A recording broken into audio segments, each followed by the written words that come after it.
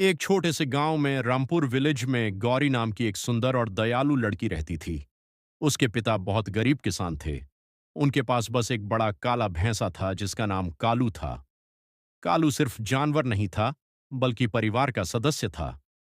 गौरी रोज कालू को नहलाती, उसे खाना खिलाती और उससे बातें करती।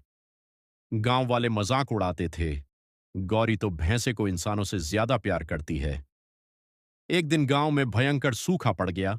खेत सूख गए, लोग भूखे रहने लगे। लेकिन कालू रोज जंगल से पानी खोज कर लाता और परिवार को बचाता।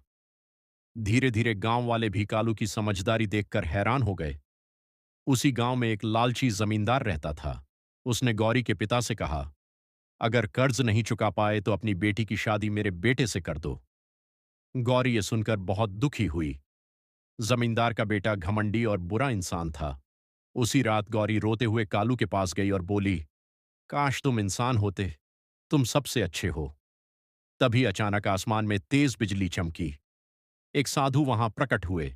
उन्होंने कहा, यह कोई साधारण भैंसा नहीं, यह श्रापित राजकुमार है। सच्चे प्यार और विश्वास से इसका श्राप टूट सकता है। गौरी और उसके परिवार को विश्वास नहीं हुआ। साधु ने कहा, अगर गौरी पूरे दिल से कालू को अपना जीवन साथी मानेगी, तभी यह फिर इंसान बनेगा।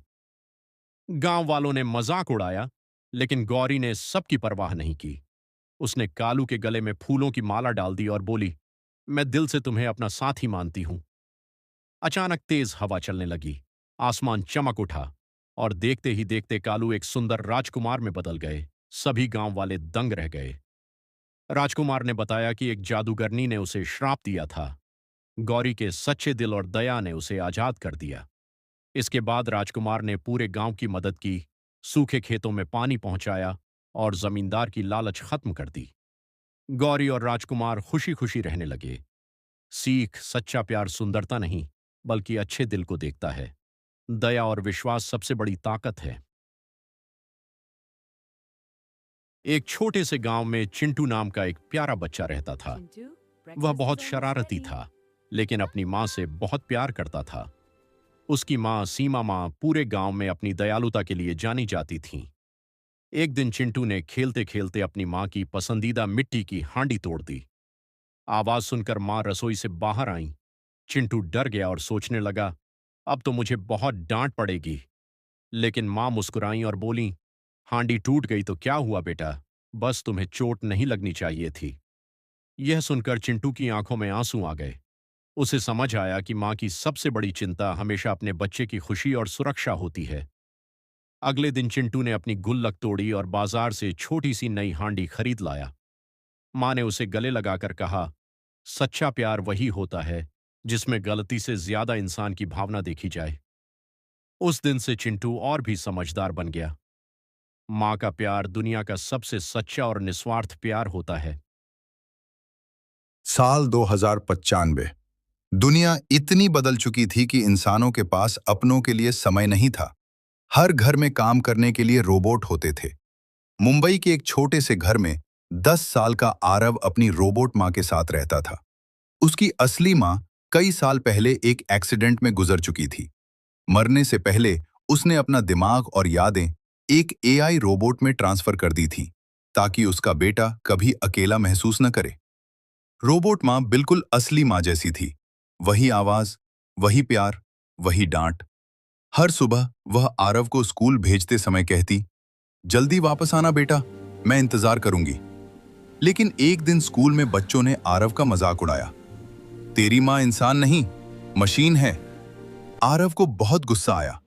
घर पहुंचते ही उसने रोबोट मां पर चिल्लाना शुरू कर दिया, तुम मेरी असली मां नहीं हो, तुम सिर्फ एक मशीन हो।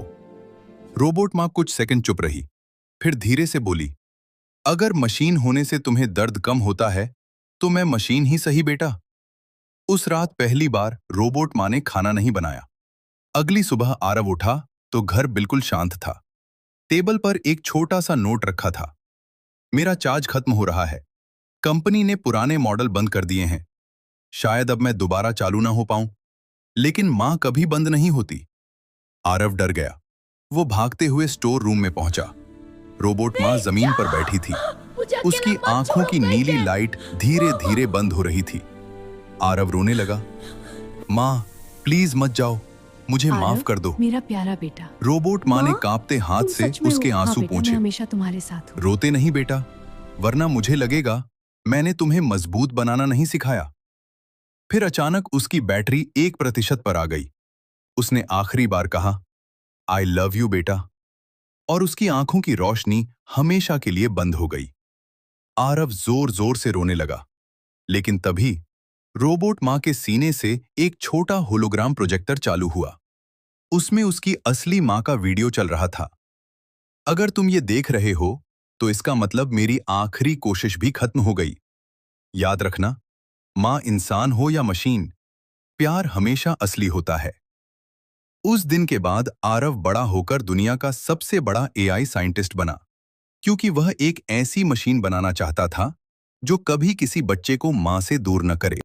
एक गरीब लड़के को सड़क पर एक टूटी हुई घड़ी मिलती है, लेकिन जैसे ही वह घड़ी पहनता है, दुनिया रुक जाती है। सिर्फ वही चल सकता है। मुंबई की भीड़भाड़ वाली गलियों में 14 साल का आरव अपनी माँ के साथ एक छोटे से कमरे में रहता था। पैसों की कमी इतनी थी कि कई बार दोनों को भूखा सोना पड़ता था। एक दिन स्कूल से लौटते वक्त आरव को सड़क किनारे एक पुरानी सुनहरी घड़ी मिली।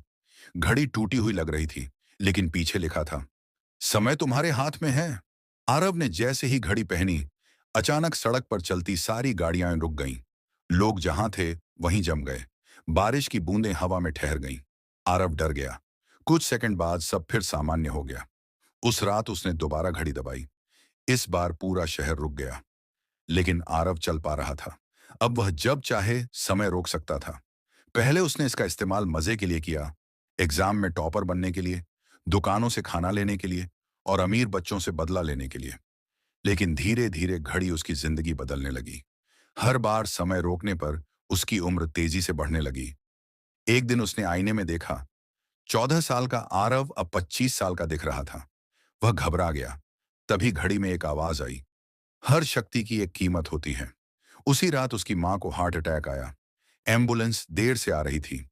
आरव ने पूरी दुनिया रोक दी और मां को अस्पताल तक खुद उठाकर ले गया। लेकिन इस बार समय बहुत देर तक रुका रहा। जब दुनिया दोबारा चली, आरव बूढ़ा हो चुका था। उसकी मां बच गई, लेकिन वह अपने बेटे को पहचान नहीं पाई। आरव मुस्कुराया और चुपचाप भीड़ में गायब हो गया।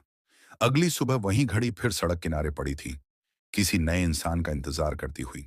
एक छोटे से शहर में रमेश नाम का आदमी सड़क किनारे चाउमीन बेचता था। उसकी दुकान पर हमेशा भीड़ लगी रहती थी, क्योंकि वह बहुत स्वादिष्ट चाउमीन बनाता था। लेकिन रमेश के मन में लालच आ गया। उसने सोचा, अगर मैं सस्ती और खराब सब्जियां इस्तेमाल करूंगा तो ज्यादा पैसा कमाऊंगा।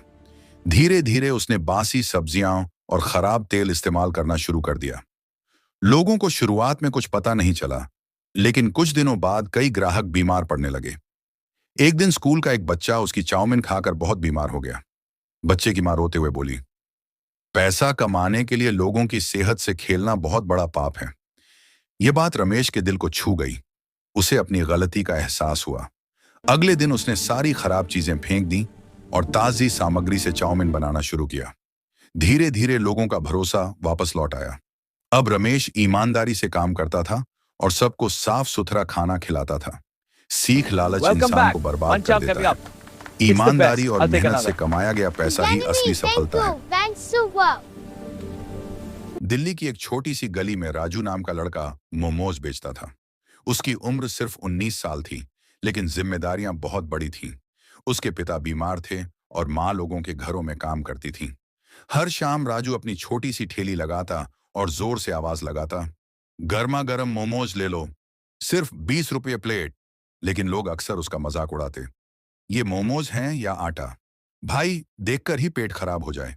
राजू बस मुस्कुरा देता, क्योंकि उसे पैसों की जरूरत थी, इज्जत की नहीं। एक दिन तेज बारिश हो रही थी, सड़कें खाली थीं। राजू पूरी रात भीगता रहा, लेकिन एक भी ग्राहक नहीं आया। तभी एक अमीर आदमी बड़ी कार से उतरा। उसने महंगा सूट पहना हुआ था। उसने पूछा, कितने के हैं मोमोज? राजू बोला, 20 रुपये प्लेट साहब। आदमी ने 500 रुपये दिए और कहा, बाकी रख लो। राजू ने तुरंत पैसे वापस कर दिए।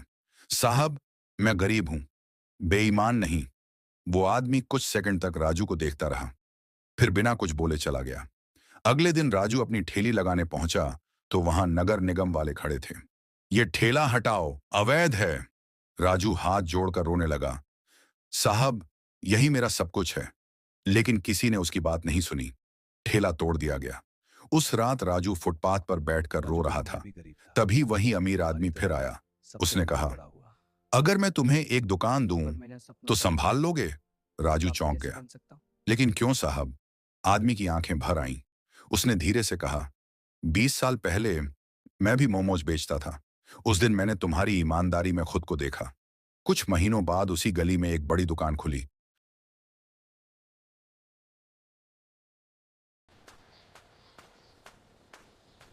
गरीबी किस्मत सकती है, लेकिन ईमानदारी एक चुनाव है।